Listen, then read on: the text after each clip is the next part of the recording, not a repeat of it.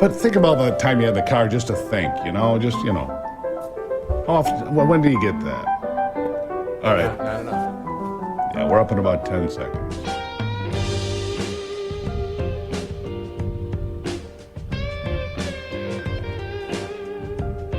Well, they certainly were surprised, weren't they, by the inflation number. Those on Wall Street dumped about, 535 points after it came out. Then you see the folks that believe that shrinkflation, corporate greed playing into the cost of everything. Maybe there's some truth to that. Nick Hopwood he's in the building with me. Certified financial planner, founder, president of Peak Wealth. You can always find out more at peakwm.com. Nick, you said you thought it was a good idea until it was 4:20 in the morning and the alarm went off. Now you know how I feel, right?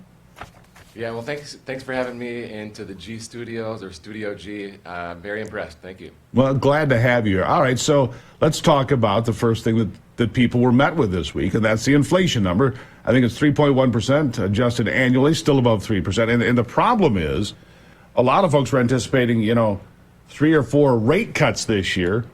Now Wall Street's basically taking that off the table, which is why there was a sell-off. That initial shock kind of out of the way. Where are we? Well, I think that's a good analysis right there, Steve. The markets were expecting inflation of 2.9%, and the number came in a little hot at 3.1. You might think, well, 0.2, no big deal. But the Fed thinking about cutting rates later this year, right? When you have a hotter number, it's going to cause them to back off and delay that conversation about cutting rates. Yeah, so if you're not going to be cutting rates, the one thing that I know, as much of an amateur I am in investing, the market does not like what it does not know. It doesn't like surprises. It doesn't like to be kept in the dark. It wants things to be very predictable. And when that doesn't happen, it gets bumpy, right? That's exactly right. We like to say there's a beast inside the market. And that market down 500 points, if there were a continued slide like that, right, next thing you know, Powell and the other voters, the other governors at the Fed, right, they're going to have their hand forced to cut if the beast inside the market, right, is driving them that way. But what happened instead was, on Valentine's Day, the market came back 150 points, just a little bit better. NASDAQ up by 200, S&P 500 by 47. So I'm just looking at my quick references here. It all kind of bounced back and leveled off. So do you think that shock is over and we're going to just kind of move forward from here? I do think that shock is over. It kind of seemed like a one-day surprise. And remember, in February, right, when we had this down 500 day, we were just taking us back to February 1. So it wasn't like it's necessarily a big shock, right? It's just a few days in the market. The beginning of the week was great, or the beginning of the month was great. So we're just going back to February 1. And then secondly, the market's digesting, right, the CPI numbers and really looking under the hood. And I know that, a lot of us kind of make fun of the data saying, well, if we take out this or if we take out that, but the reality is, if we take out shelter, inflation's running with a 1 handle, which is very exciting for nerds like us who study this data. Yeah.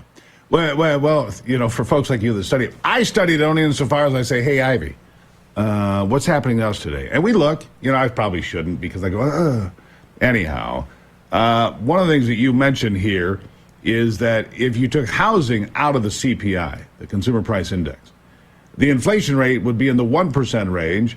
And you look at the way rent is up, mortgages are up, and rent, we were just in California. Good Lord, I don't know how people afford to live there.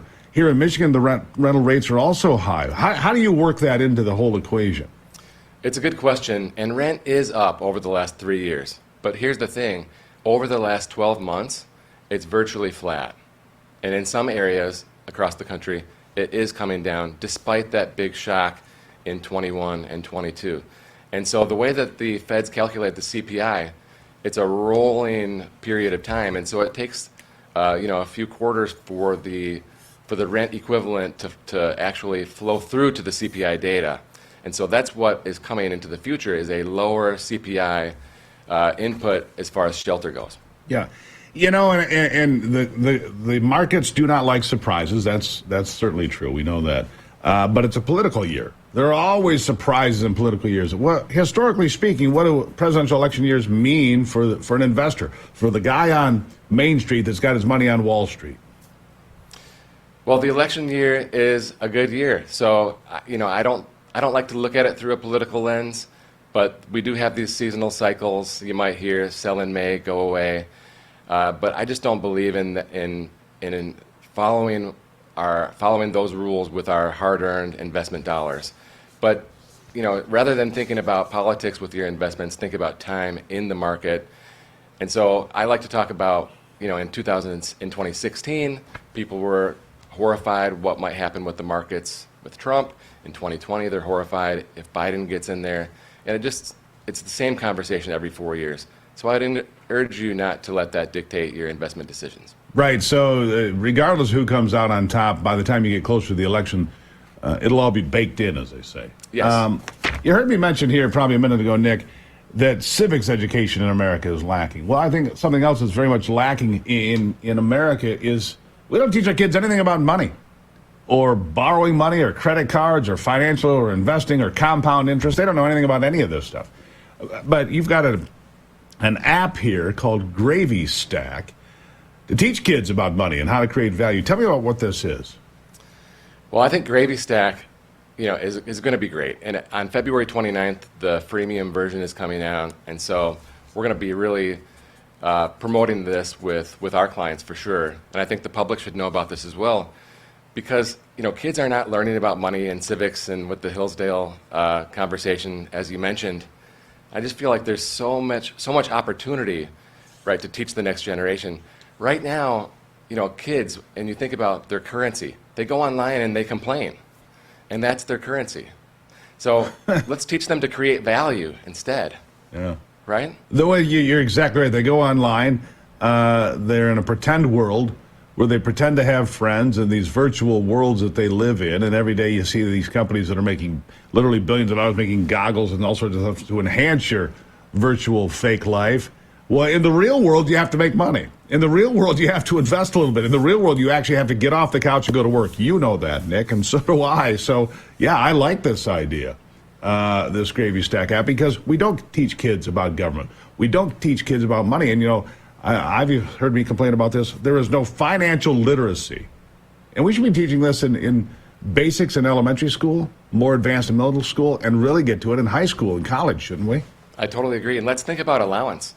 Right? What is an allowance? It's just free money, right? It's like a handout. It doesn't teach a kid anything. When we think about the basic chores that need to be done around the house, that's the minimum requirement, right, to have a roof over your head.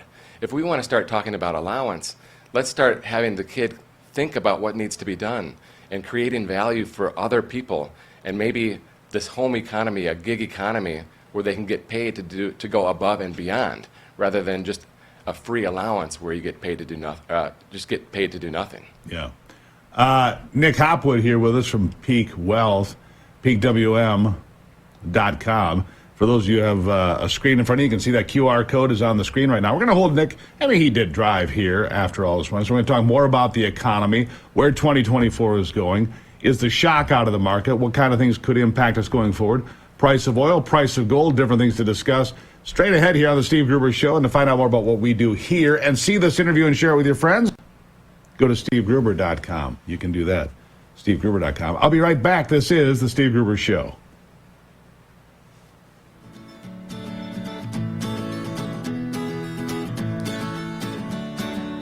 Doing all right, Nick? Doing great.